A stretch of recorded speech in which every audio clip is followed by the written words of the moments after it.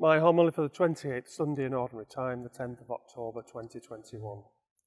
The story of the rich young man is a thought-provoking story like all gospel stories. A rich young man, but a good man, and Jesus looked at him and loved him.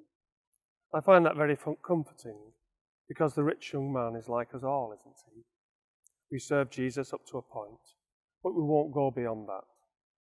We're not going to sell everything and give the money to the poor and then follow him. It's restrained, careful service. There are limits. But Jesus still looks at us and loves us, understanding our concerns and our fears. However, he warns us forcibly about the dangers of becoming too attached to worldly riches.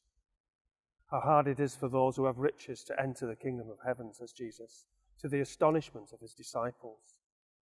For the Jews, riches were a sign of God's favour. But Jesus was turning that notion upside down. And then Jesus mentioned about the camel going through the eye of a needle. Impossible. Who can be saved? Asked the disciples. For men it is impossible, but everything is possible for God. Another very comforting phrase from Jesus.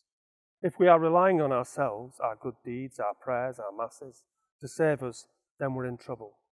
But if we're relying on Jesus, on his love and mercy, then we are full of hope. For our God turns the world upside down and does the impossible.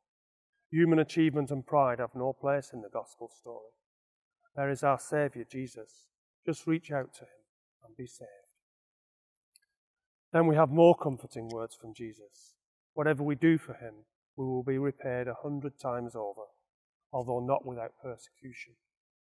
It's certainly my experience that we can't outdo God in generosity. Whatever we give, we will receive more in return, much more. When I think how God has blessed me, and I really have done very little for him. So many of our problems arise when we think that God owes us. Then we start to get angry when things don't go right. We have to see everything as a gift from God.